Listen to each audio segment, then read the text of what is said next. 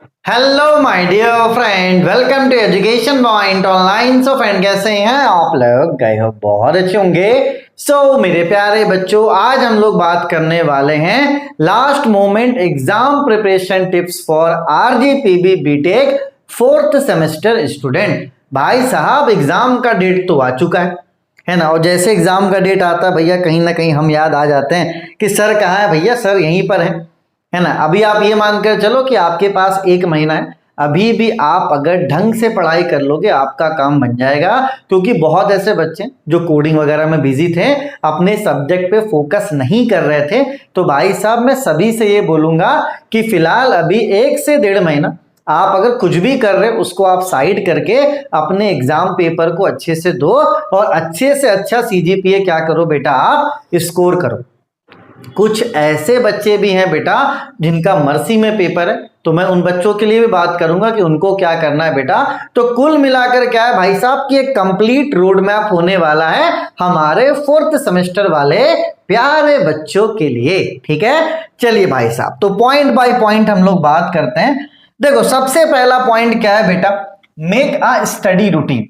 देखो, हर एक बात समझना, अगर आपको इफेक्टिव होना है तो आपका टाइम मैनेजमेंट बहुत अच्छा होना चाहिए, है ना। आपको अगर ऐसा लगता होगा कि मैं बहुत ज्यादा काम करता हूं, तो मैं आपको सच बताऊं भाई साहब, सिर्फ और सिर्फ मैं 7 से 8 घंटा ही काम करता हूं। एग्जाम के टाइम पे हो सकता है 10 घंटे कर लूं, लेकिन भाई मेरा क्या है, टाइम मैनेजमेंट बहुत स्ट्रांग है कि मुझे 10 बजे ऑफिस पहुंचना है तो पहुंचना है, 3 बजे तक रुकना है तो रुकना है। इसमें मैं लापरवाही नहीं करता। तो भाई अगर मैं रूटीन से काम करता हूं ना बेटा, तो मैं ये देखता हूं कि कोई भी कोर्स अगर मैं स्टार्ट करता हूं तो वो आराम से हो जाता है, कोई भी दिक्कत वाली बात नहीं होती।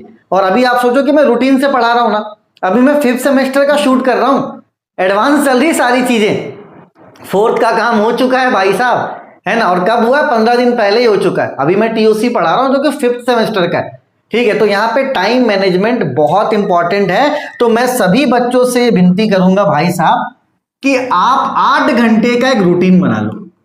आप क्या करो बेटा, 8 घंटे का एक रूटीन बना लो, जिसमें सुबह के ये जो आपका 10 बजे का समय होता है, 10 बजे से लेकर 2 बजे तक आप कहीं पर भी हो, आप कॉलेज में हो, आप घर में हो, कोशिश ये करना है बेटा कि आपको 10 बजे पढ़ने के लिए बैठना है।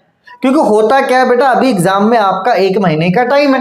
आप अगर 10 बजे पढ़ने बैठोगे तो कहीं ना कहीं आपके ब्रेन को पता चल जाएगा कि भाई 10 बजे काम करना है। तो जब आप एग्जाम में जाओगे ना, तो ब्रेन आपका तैयार रहेगा कि भाई साहब हमें 10 बजे काम करना है। अगर जैसे मैं रूटीन से काम करता हूं ना, तो 10 से 3 तक मेरा दिमाग एक्टिव रहता है। अगर वही मैं 4 बजे 5 बजे शूट करता हूं तो मुझे ऐसा लगता है कि मैं क्या कर रहा हूं। तो थोड़ा सा आप क्या करो बेटा, अपने रूटीन में चेंजेस लाओ। मॉर्निंग में अगर आप कॉलेज जा रहे हो, कहीं साइड पकड़ कर पढ़ो। भाई अगर कॉलेज जाना जरूरी है, कॉलेज में क्लासरूम में पीछे बैठ जाओ, नोट्स लेके बस आप पढ़ाई करो। कॉलेज में अगर टीचर पढ़ा रहा है, समझ में आ रहा है तो अच्छी बात है, और नहीं समझ में आ रहा चुपचाप से कोना पकड़ो और पढ़ाई करो। और अगर आप रूम में हो भाई साहब, सुबह उठो, मस्त दूध में हॉर्लिक्स घोलो, 4 घंटे के लिए बैठ जाओ, मजा आ जाएगा। ठीक है, और 4 घंटे अपने हिसाब से, 4 घंटे आप अपने हिसाब से इवनिंग में जो भी आपका टाइम कंफर्टेबल रहे वो आप अपने हिसाब से रख लेना, लेकिन इसको क्या रखना बेटा, फिक्स रखना। ठीक है, तो मैं आपसे ज्यादा नहीं बोल रहा हूं, मैं आपसे सिर्फ 8 घंटे बोल रहा हूं। और आप खुद सोचो ना यार कि आप 8 घंटे पढ़ते हो अच्छे से, और 30 दिन आपके पास है, ज्यादा ही है, लेकिन मैं 1 2 दिन 3 दिन छुट्टी भी मानकर चल रहा हूं, तो भाई साहब 240 घंटे होते हैं। हाँ, 8 या 24, 240 घंटे हो गए। और सब्जेक्ट कितने भाई साहब, 5 सब्जेक्ट हैं। ठीक है, तो अगर आप इसको 5 से डिवाइड करोगे तो एक सब्जेक्ट को कम से कम आप 44 आवर दे पाओगे भाई साहब। और 44 घंटे पढ़ने के बाद बताओ कौन फेल होगा। ठीक है, तो मैं आपको ये नहीं बोल रहा हूं कि दुनियादारी तुम यहां से वहां कर दो, कुछ मत कर मेरे भाई, सिर्फ 8 घंटा मन लगाकर पढ़ ले। 16 घंटा तेरा है, 16 में आप 8 घंटे सो, 8 घंटे घूमो फिरो, जो करना है करो। ठीक है, मैं बिल्कुल नहीं बोल रहा कि ये मत कर वो मत कर, सिर्फ मैं इतना चाहता हूं भाई साहब, जैसे मैं अपना काम कर लेंगे तो आज का मेरा रूटीन खत्म, अब मैं घूमू फिरू एंजॉय करूंगा भाई साहब, है ना। आज का हमारा काम खत्म हो गया। तो मैं बस आपको वही बोल रहा हूं कि 8 घंटे का रूटीन आप सेट कर लो, बाकी समय आपका जो करना है आप उस समय में करो।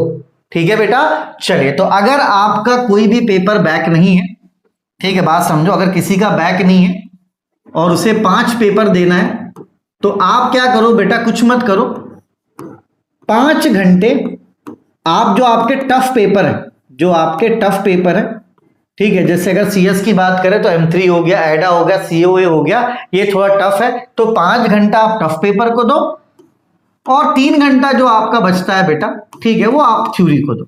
अगर आपको थोड़ा लग रहा है कि थ्योरी इजी है तो इसको 6 और इसको 2 भी कर सकते हो, कोई दिक्कत वाली बात नहीं है। तो ये उन बच्चों के लिए बेटा जिनका कोई भी बैक वगैरह नहीं है, लेकिन अगर किसी का पेपर मर्सी में है, अगर किसी बच्चे का पेपर मर्सी में है, तो मैं उसको ये बोलूंगा बेटा कि जो मर्सी वाला पेपर है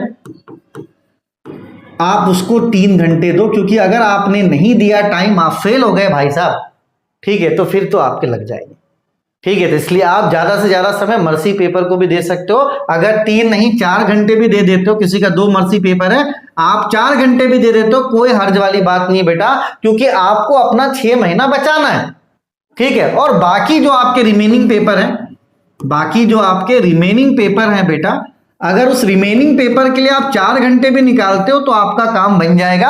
और ठीक है ना यार, अगर रिमेनिंग पेपर में एक आध बैक लग भी जाता है तो कोई दिक्कत वाली बात नहीं है, क्योंकि ये वाला मर्सी का जो पेपर है ये बैक नहीं लगना चाहिए।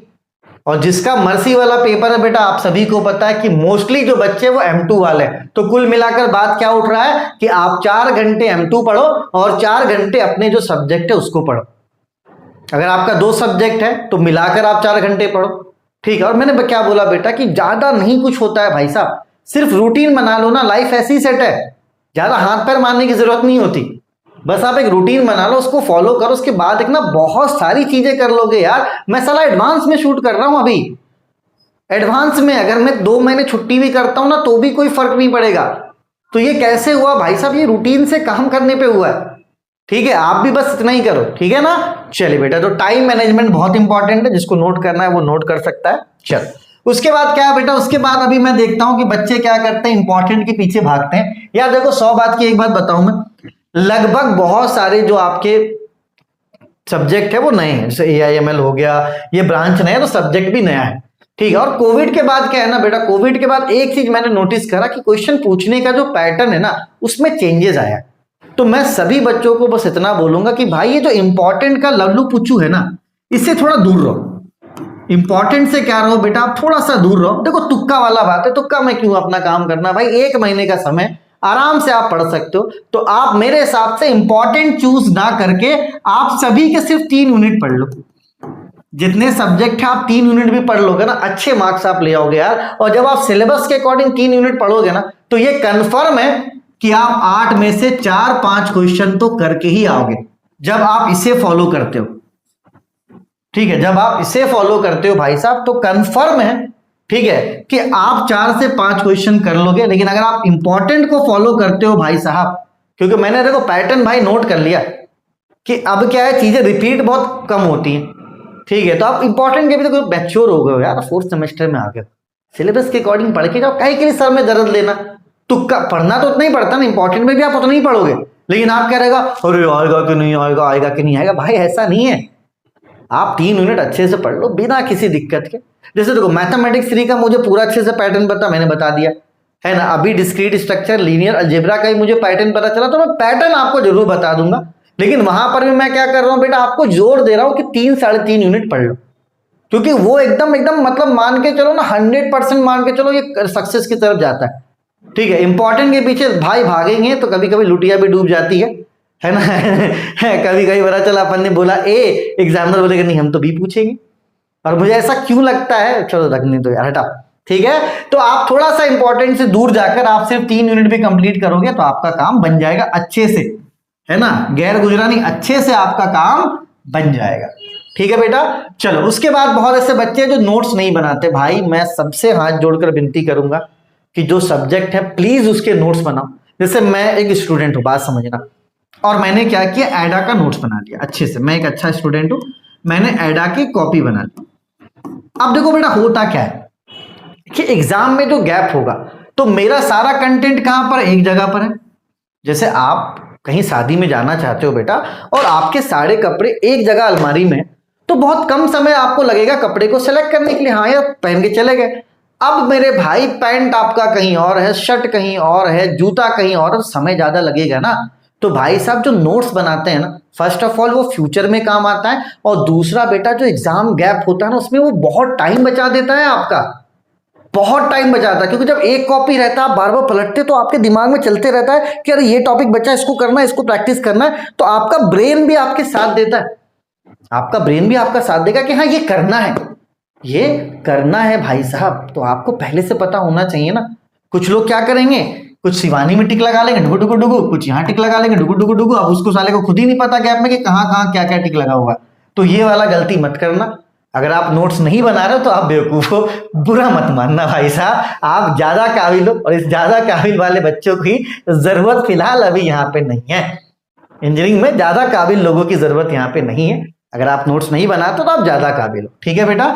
चलिए, और नोट्स में जब फिगर वगैरह आए, ठीक है, तो आपको फिगर वगैरह ढंग से बनाना है, क्योंकि फिगर से ही भैया आपको नंबर मिलता है, याद रखना, ठीक है। फिगर अगर है, आप फिगर नहीं बना रहे हो तो मान के चलो हो सकता है एग्जामिनर आपको एक भी नंबर ना दे, एक दे देगा तरस खा के, लेकिन फिगर बहुत जरूरी होता है, ठीक है बेटा।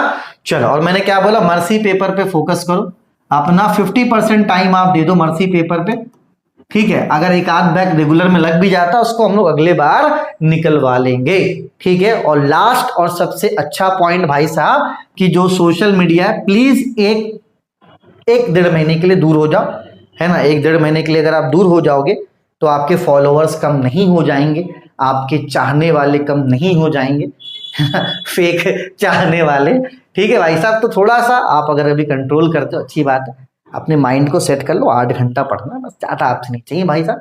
1-2 दिन बीच में अगर छुट्टी भी कर ले तो कोई दिक्कत वाली बात नहीं। हो सकता है आप 5 दिन पढ़ो, थक गए, अरे यार बहुत हो गया, एक दिन छुट्टी कर लो, फिर 5-6 दिन पढ़ लो अच्छे से, फिर ऐसा लगे फिर कहीं एक दिन घूम कर आ जाओ। तो अभी आप ये कर सकते हो बेटा, घबराना नहीं। जो मर्सी वाले बच्चे भी हैं उनके लिए देखो बेटा, M2 के लिए मैंने अलग वीडियो बनाया है, M1 के लिए, ED के लिए, BEEE के लिए, सबके लिए मैंने वीडियो बना दिया। मर्सी वाले बच्चों के लिए लिंक मैं डिस्क्रिप्शन पे दे दूंगा, तो वहां पर आप जाके देखो कि क्या क्या चीजें पढ़नी, उतना आप पढ़ के जाओ, आराम से पास हो जाओगे, बस घबराना नहीं है, ठीक है। और जो बेटा आपके कोर्सेस है 4th सेम के, अभी वो अवेलेबल मैंने करवा दिया 599 में, तो जो भी कोर्स है आप 599 का ले सकते हो 2 मंथ, ठीक है। एक ऑप्शन ये भी, और 799 का तो आपको पता ही 6 महीने की वैलिडिटी रहती है, ठीक है बेटा। तो अभी मैंने ऑप्शन बढ़ा दिया, तो आपके जो सब्जेक्ट है आप 2 महीने के लिए परचेस कर सकते हो। और बाकी मर्सी वाले बेटा आप घबराओ मत, ठीक है। मर्सी में जो पेपर है लगभग M1 M2 यही सब है, सभी का प्रॉपर वीडियो मैंने बना दिया है, लिंक मैं डिस्क्रिप्शन पे दे देता हूँ। M3 बहुत कोर सब्जेक्ट हो गया 4th सेम का, तो M3 का भी वीडियो मैंने बना दिया है, उसका लिंक भी मैं डिस्क्रिप्शन पे डाल दूंगा। साथ ही साथ discrete structure and linear algebra के लिए मैं वीडियो जरूर डालूंगा, तो टेंशन लेने वाली बात नहीं है। चलो, तब तक अपने और अपनों का खूब ख्याल रखिए, take care, bye bye, Tata.